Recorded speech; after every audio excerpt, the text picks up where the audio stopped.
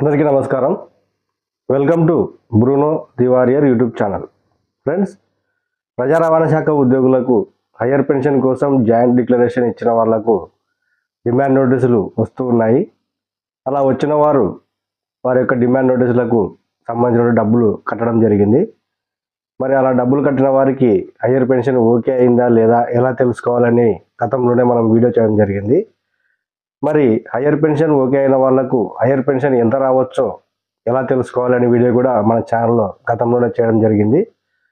అయితే చాలామందికి higher pension demand నోటీసులు వచ్చిన విషయం సకాలంలో గుర్తించకపోవడం వల్ల వారు సకాలంలో డబ్బులు కట్టలేకపోయినారు. అలాగే హయ్యర్ పెన్షన్ కోసం జాయింట్ డిక్లరేషన్ ఇవ్వలేకపోయిన వారు కూడా కొంతమంది ఉన్నారు. మరి వారికి అంటే ఎవరైతే హయ్యర్ పెన్షన్ కోసం డబ్బులు కట్టలేకపోయిన వారికి జాయింట్ డిక్లరేషన్ ఆప్షన్ ఇవ్వలేకపోయిన వారికి వారి యొక్క పెన్షన్ సాధారణ పెన్షన్ ఎంత వస్తుంది అని చాలామంది అడగడం జరిగింది. అంటే మాకు 1000 రూపాయలు వస్తుందా, 2000 వస్తుందా, 3000 వస్తుందా, ఈ విధంగా మనం ఎలా తెలుసుకోవాలి అని ఒక వీడియో చేయమని చాలామంది అడగడం జరిగింది. అందుకని ఈరోజు మనం ఈ వీడియోలో హయ్యర్ పెన్షన్ కోసం డిమాండ్ నోటీసులకు డబ్బులు కట్టలేకపోయిన వారికి లేదా జాయింట్ డిక్లరేషన్ ఇవ్వలేకపోయిన వారికి సాధారణ పెన్షన్ ఎంత వస్తుందో ఎలా తెలుసుకోవాలో మనం తెలుసుకుందాము. అంతకన్నా ముందు నాది ఒక చిన్న విజ్ఞప్తి ఫ్రెండ్స్, మీరు కనుక మొదటిసారి మన ఛానల్ విజిట్ చేసినట్లయితే వెంటనే ఈ వీడియోకి సబ్స్క్రైబ్ అనే బటన్ పైన టచ్ చేసి మన ఛానల్ సబ్స్క్రైబ్ చేసుకొని ఈ వీడియోని లైక్ చేసి మీ ఫ్రెండ్స్తో షేర్ చేయండి. సరే, ఈ వీడియోలోకి వెళ్ళిపోదాం.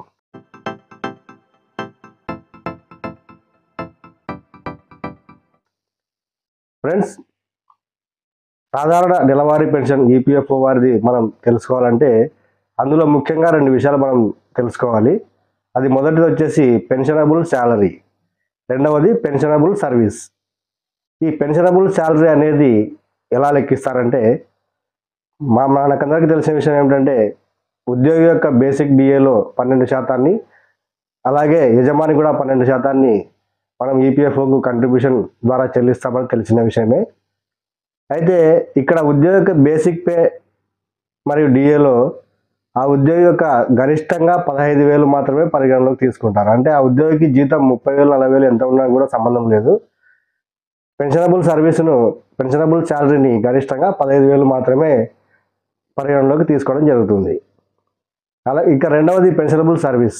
ఈ పెన్షనబుల్ సర్వీస్ అంటే ఉద్యోగికి పెన్షన్ అర్హుడు కావాలంటే కనిష్టంగా 10 సంవత్సరాల సర్వీస్ చేసి ఉండాలి, గరిష్టంగా 35 సంవత్సరాల సర్వీస్ వరకు మాత్రమే పరిగణలోకి తీసుకుంటారు. అంటే ఉదాహరణకు ఒక ఉద్యోగి 9 సంవత్సరాల 6 నెలలు కనుక సర్వీస్ చేసినట్లయితే ఆ ఉద్యోగి యొక్క పెన్షనబుల్ సర్వీస్ను 9 సంవత్సరాలుగా మాత్రమే పరిగణలోకి తీసుకుంటారు. అదే 9 సంవత్సరాల 6 నెలల ఒక్కరోజు సర్వీస్ చేసినా కూడా ఆ ఉద్యోగి యొక్క పెన్షనబుల్ సర్వీస్ను 10 సంవత్సరాలుగా తీసుకొని ఆ ఉద్యోగికి పెన్షన్ను మంజూరు చేయడం జరుగుతుంది. ఇక గరిష్టంగా 35 సంవత్సరాల మాత్రమే పరిగణలోకి తీసుకుంటారు. అంటే ఒకవేళ ఆ ఉద్యోగి యొక్క సర్వీసు 36, 37 ఏళ్ళు, 38 ఏళ్ళు సర్వీస్ చేసినా కూడా 35 సంవత్సరాల వరకు మాత్రమే పరిగణలోకి తీసుకుంటారు. అయితే మరొక విషయం ఏమిటంటే 20 సంవత్సరాల సర్వీస్ కనుక పూర్తి చేసి ఉంటే ఆ ఉద్యోగికి అదనంగా 2 సంవత్సరాలు బోనస్గా పెన్షనబుల్ సర్వీస్ను కలపడం జరుగుతుంది. అంటే ఉదాహరణకు ఆ ఉద్యోగికి 20 సంవత్సరాలు సర్వీస్ చేశామనుకోండి, పెన్షనబుల్ సర్వీస్ను 22 సంవత్సరాలుగా తీసుకోవడం జరుగుతుంది. సో ఇది అర్థమైంది కదా friends. Pensionable salary, pensionable service. Pensionable శాలరీని గరిష్టంగా 15 సంవత్సరాల వయసు మాత్రమే తీసుకుంటారు. ఉదాహరణకు ఇప్పుడు ప్రతి ఒక్కరికి కూడా ప్రజా రవాణా శాఖలో వారి యొక్క బేసిక్ డిఏ 15 సంవత్సరాల కన్నా 15,000 కన్నా ఎక్కువగానే ఉంది. కాబట్టి గరిష్టంగా 10 సంవత్సరాలు మాత్రమే పెన్షనబుల్ సర్వీస్ కాబట్టి ప్రతి ఒక్కరికి కూడా 15,000 పెన్షనబుల్ శాలరీగా పరిగణలో తీసుకోవడం జరుగుతుంది.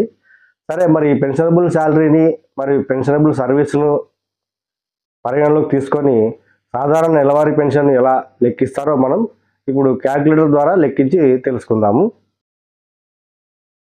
ఈపీఎఫ్ఓ వారు తమ సభ్యులకు సాధారణ నెలవారీ పెన్షన్ను లెక్కించడానికి ఇక్కడ చూపించబడినటువంటి ఫార్ములాను ఉపయోగించడం జరుగుతుంది. ఈ ఫార్ములా ప్రకారమే వారికి పెన్షన్ నిర్ధారించడం జరుగుతుంది. మరి ఈ ఫార్ములా ఏమిటంటే pensionable salary into pensionable service divided by 70. ఇది ఫార్ములా. మరి ఈ ఫార్ములాను ఉపయోగించి మనం క్యాల్కులేటర్ ద్వారా పెన్షన్ ఎలా నిర్ధారిస్తారో మనం చూద్దాము. మరి ఈ ఫార్ములా ప్రకారం మనము క్యాల్కులేటర్లో పెన్షనబుల్ శాలరీని ఉదాహరణగా 15,000గా తీసుకుంటున్నాను. Pensionable salary 15,000 into pensionable service ఉదాహరణకు 10 సంవత్సరాలు సర్వీస్ చేశాడు అనుకోండి, ఇంటూ 10.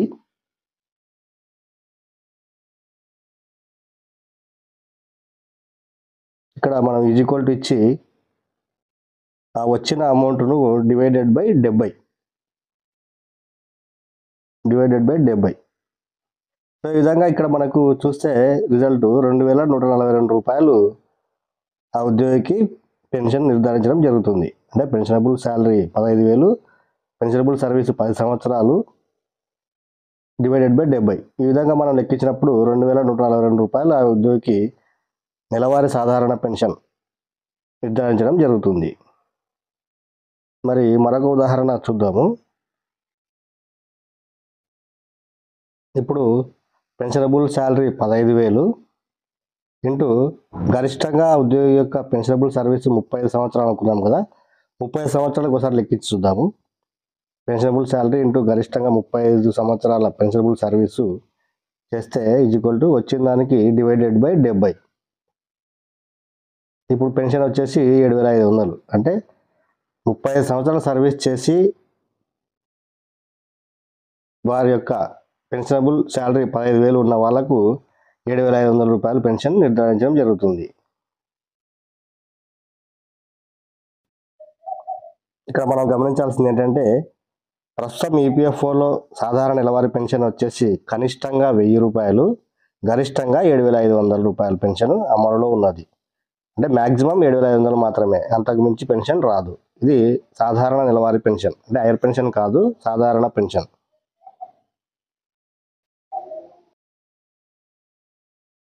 ఇక్కడ మరొక ఉదాహరణ తీసుకొని చూద్దాము. అంటే ఉద్యోగి యొక్క పెన్షనబుల్ శాలరీ 14,000 అనుకుందాము. 14,000 అనుకున్నప్పుడు 14,000 ఇంటూ సర్వీస్, పెన్షనబుల్ సర్వీస్, ఆ ఉద్యోగి ఎన్ని సంవత్సరాలు సర్వీస్ చేశాడో ఆ సర్వీసు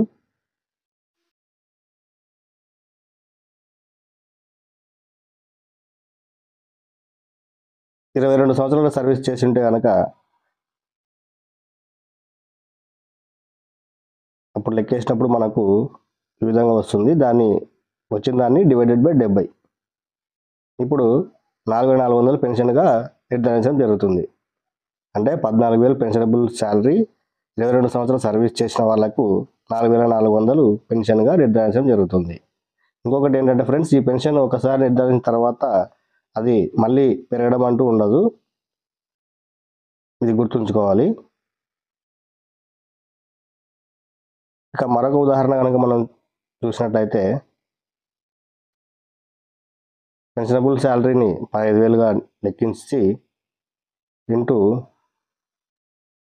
30 సంవత్సరాల సర్వీస్ కనుక ఉద్యోగి చేసినట్లయితే వచ్చిన దానికి డివైడెడ్ బై 70. 30 సంవత్సరాల సర్వీస్ చేసినట్లయితే ఆ ఉద్యోగికి 6,428 రూపాయలు పెన్షన్గా నిర్ధారించడం జరుగుతుంది. సో అర్థమైంది కదా ఫ్రెండ్స్, ఇది ఫార్ములా. మరి ఈ ఫార్ములా ప్రకారం ఈపీఎఫ్ఓ వారు సాధారణ నెలవారీ పెన్షన్ నిర్ధారించడం జరుగుతుంది. ఇది ఫ్రెండ్స్ ఇవాళ అప్డేట్. మరిన్ని అప్డేట్స్ కోసం వెంటనే మన ఛానల్ సబ్స్క్రైబ్ చేసుకొని ఈ వీడియోని లైక్ చేసి మీ ఫ్రెండ్స్తో షేర్ చేయండి. Thanks for watching.